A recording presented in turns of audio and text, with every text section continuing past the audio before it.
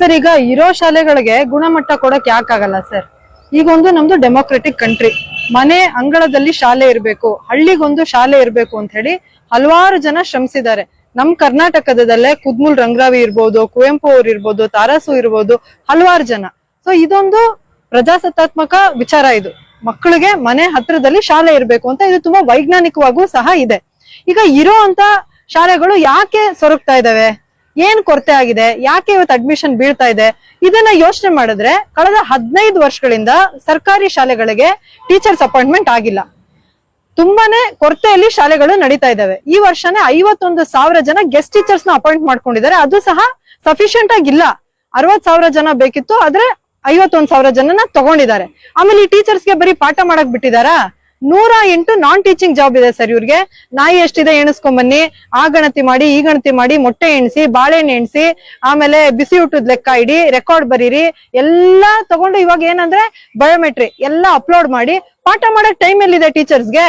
ಇವತ್ತು ನೀವೇ ವ್ಯವಸ್ಥಿತವಾಗಿ ಟೀಚರ್ಸ್ಗೆ ಪಾಠ ಮಾಡಕ್ ಟೈಮ್ ಇಲ್ದಂಗ್ ಮಾಡಿ ಸರ್ಕಾರಿ ಶಾಲೆಗಳಲ್ಲಿ ಗುಣಮಟ್ಟದ ಶಿಕ್ಷಣನ ಬೀಳಿಸ್ಬಿಟ್ಟು ಈಗ ಪೇರೆಂಟ್ಸ್ ಮೇಲೆ ಗೂಬೆ ಕೂರಿಸಿ ಸೇರಿಸ್ತಾ ಇಲ್ಲ, ಕ್ವಾಲಿಟಿ ಇಲ್ಲ, ಟೀಚರ್ಸ್ ಸರಿಯಾಗಿ ಪಾಠ ಮಾಡ್ತಿಲ್ಲ ಅಂತ ಅವ್ರಗಳ ಮೇಲೆ ಬ್ಲೇಮ್ ಹಾಕ್ಬಿಟ್ಟು ಅದಕ್ಕೆ ನಾವೇನ್ ಮಾಡ್ತೀವಿ, ಮಾಡೆಲ್ ಶಾಲೆ ತಂದ್ಬಿಡ್ತೀವಿ, ಇದನ್ನೆಲ್ಲ ಮುಚ್ಚಿಬಿಡ್ತೀವಿ, ಇಲ್ಲಿರೋ ರಿಸೋರ್ಸ್ ಎಲ್ಲ ವೇಸ್ಟ್ ಆಗಿ ಹೋಗ್ತಾ ಇದೆ, ಎತ್ಕೊಂಬಂದ್ ಅಲ್ಲಿ ಹಾಕ್ಬಿಡ್ತೀವಿ ಅಂತ ನಮ್ಗೆ ಕಾಗಕ್ಕ ಗುಬ್ಬಕ್ಕ ಕತೆಗಳು ಹೇಳ್ತಾ ಇದ್ದೀರಾ ನೀವು. ಇವತ್ತು ಒಂದು ನಾಯಿ ಚೆನ್ನಾಗಿರೋ ನಾಯಿನ ಒಡೆದು ಸಾಯಿಸಿದ್ರೆ ಜನ ಕೇಳ್ತಾರೆ ಯಾಕ್ರಪ್ಪ ಸಾಯಿಸಿದ್ರಿ ಅಂತ. ಅದಕ್ಕೆ ಫಸ್ಟ್ ಆ ನಾಯಿಗೆ ಹುಚ್ಚ ನಾಯಿ ಅಂತ ಪಟ್ಟ ಕಟ್ಬಿಡ್ಬೇಕು. ಸರಿ ಇಲ್ಲ, ಅದು ತಲೆ ಕೆಟ್ಟಿದೆ, ನಾಯಿ ಕಚ್ಚುತ್ತೆ ಎಲ್ಲಾರ್ಗು ಅಂತ ಪಟ್ಟ ಕಟ್ಬಿಟ್ಟು ಅದನ್ನ ನೀವು ಕಲ್ ತಗೊಂಡು ಒಡೆದು ಸಾಯಿಸಿದ್ರು ಯಾರು ಕೇಳೋದಿಲ್ಲ. ಅಂತದೇ ಕೆಲಸ ಸರ್ ಇವ್ರು ಮಾಡ್ತಾ ಇರೋದು. ಇದು ಇವತ್ತೇನು ಗುಣಮಟ್ಟ ಹಳ್ಳಿ ಶಾಲೆಗಳಲ್ಲಿ ಗುಣಮಟ್ಟ ಇಲ್ಲ ಅಂತಾರಲ್ಲ, ಬನ್ನಿ ಸರ್, ಇದೇ ದೊಡ್ಡಬಳ್ಳಾಪುರದಲ್ಲಿ ಕಳೆದ 20 ದಿನಗಳಿಂದ ನಾನು ಒಬ್ಳು ವಾಲಂಟಿಯರ್ ಆಗಿ AIDS ವಿದ್ಯಾರ್ಥಿ ಸಂಘಟನೆಯಿಂದ ಎಲ್ಲಾ ಕಡೆ ಓಡಾಡಿದೀನಿ. ಒಂದೊಂದು ಶಾಲೆಯಲ್ಲಿ ಅರಳು ಮಲ್ಲಿಗೆ ಶಾಲೆ ಇದೆ, 240 ಜನ ಮಕ್ಕಳಿದ್ದಾರೆ. ಹೈಸ್ಕೂಲಲ್ಲಿ 300 ಜನ ಇದ್ದಾರೆ. ನೇಯ್ಗೆ ಬೀದಿಯಲ್ಲಿ ಬನ್ನಿ, 85 ಜನ ಮಕ್ಕಳಿದ್ದಾರೆ. ಇಲ್ಲಿ ಮಾರ್ಕೆಟ್ ಸ್ಕ್ವೇರ್ ಅಲ್ಲಿ 80 ಜನ ಮಕ್ಕಳಿದ್ದಾರೆ. ಅಲ್ಲಿ ಕಚೇರಿ ಪಾಳ್ಯದಲ್ಲಿ ಹತ್ರ 120 ಮಕ್ಕಳಿದ್ದಾರೆ.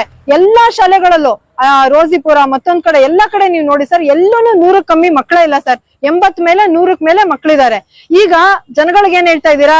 ಅಡ್ಮಿಷನ್ ಇಲ್ಲ, 5 ಮಕ್ಳು 10 ಮಕ್ಳಿದಾವೆ, ಅದಕ್ಕೆ ಮುಚ್ಚಿಬಿಡ್ತೀವಿ, ರಿಸೋರ್ಸ್ ವೇಸ್ಟ್ ಆಗುತ್ತೆ, ಕ್ವಾಲಿಟಿ ಇಲ್ಲ ಅಂತ. ಸುಳ್ಳಲ್ವಾ ಹಂಗಂದ್ರೆ?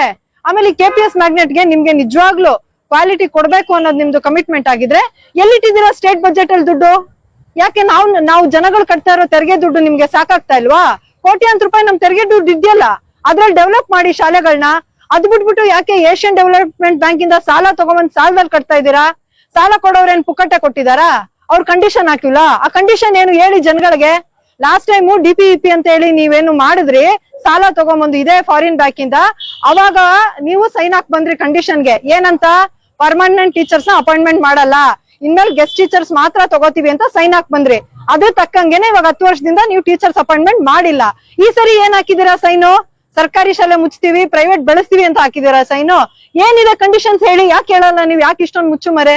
ಇದು ನಮ್ದು ಸರ್. ಇವ್ರಿಗೆ ನಿಜವಾಗ್ಲೂ ಕ್ವಾಲಿಟಿ ಕೊಡ್ಬೇಕು, ಮಾಡೆಲ್ ಶಾಲೆ ಮಾಡ್ಬೇಕು ಅಂತ ಇದ್ರೆ ಏನು ಮಾಡೋದ್ ಬೇಡ ಸರ್. ಇವಾಗ ತಾರೆ ಪ್ರೆಸ್ ಒಂದು ಸಭೆಯಲ್ಲಿ, ಪೂರ್ವಭಾವಿ ಸಭೆಯಲ್ಲಿ ದೊಡ್ಡಬಳ್ಳಾಪುರದಲ್ಲಿ ಇವತ್ತು ಮಾಡಿದ್ವಿ ನಾವು. 8ನೇ ತಾರೀಕು ಏಪ್ರಿಲ್ 10ನೇ ತಾರೀಕು ಏಪ್ರಿಲ್ ದೊಡ್ಡಬಳ್ಳಾಪುರದಿಂದಾನು ದೊಡ್ಡ ಸಂಖ್ಯೆಯಲ್ಲಿ ಜನ ಬರ್ಬೇಕು ಅಂತೇಳಿ ಒಂದು ಪೂರ್ವಭಾವಿ ಸಭೆನ ಇಲ್ಲಿ ಕನ್ನಡ ಅಭಿವೃದ್ಧಿ ಪ್ರಾಧಿಕಾರದ ಕನ್ನಡ ಭವನದಲ್ಲಿ ನಾವು ಮಾಡಿದ್ವಿ.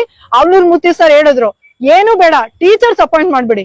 ಫುಲ್ ಫ್ಲೆಡ್ಜ್ ಟೀಚರ್ಸ್ ಕೊಟ್ಬಿಟ್ರೆ ಬಿಲ್ಡಿಂಗು ಬೇಡ, ಎಂತದು ಬೇಡ, ಮರದ ಕೆಳಗಡೆ ನಾವು ದೇವಸ್ಥಾನದ ಆವರಣದಲ್ಲೋ ಕೂರಿಸ್ಕೊಂಡು ಮಕ್ಳನ್ನ ಪಾಠ ಮಾಡಿ ಓದಿಸ್ತೀವಿ. ಹಂಗೆ ಓದ್ಕೊಂಡ್ ಬಂದಿದ್ದಾರೆ, ದೊಡ್ಡ ದೊಡ್ಡ ಮಹಾನ್ ವ್ಯಕ್ತಿಗಳಾಗಿದ್ದಾರೆ. ಇನ್ನೇನು ಬೇಡ, ಟೀಚರ್ಸ್ ಕೊಡಿ ಅಂತ. ಅಷ್ಟು ಮಾಡಿದ್ರೆ ಸಾಕಿತ್ತಲ್ಲ. ಸ್ಕೂಲ್ ಮುಚ್ಬಿಟ್ಟು ಮಾಡೆಲ್ ಮಾಡೋದು ಯಾರು ಕೇಳ್ತಾ ಇದಾರೆ ನಿಮ್ನ? ಇದು ನಮ್ ಪ್ರಶ್ನೆ ಸರ್ ಇವತ್ತು. ನನ್ನ ಹೆಸರು ಐಶ್ವರ್ಯ ಅಂತ ಹೇಳಿ, ನಾನು ಶಿಕ್ಷಣ ಉಳಿಸಿ ಸಮಿತಿಯಲ್ಲಿ ಒಬ್ರು ಲೆಕ್ಚರರ್ ಆಗಿ ನಾನು ವರ್ಕ್ ಮಾಡ್ತಾ ಇದ್ದೀನಿ. ಈ ಒಂದು AIDS ಏನು ಹೋರಾಟ ತಗೊಂಡಿದ್ದಾರೆ, ಸರ್ಕಾರಿ ಶಾಲೆ ನಮ್ಮೂರ ಶಾಲೆ ಉಳಿಸ್ಬೇಕು ಅಂತ, ಇದಕ್ಕೆ ನಾನು ಸಹ ನನ್ನ ಕೈಲಾದಂತ ಒಂದು ಹೋರಾಟಕ್ಕೆ ನಾನು ಬೆಂಬಲ ಕೊಟ್ಟು ಬಂದಿದ್ದೀನಿ ಸರ್.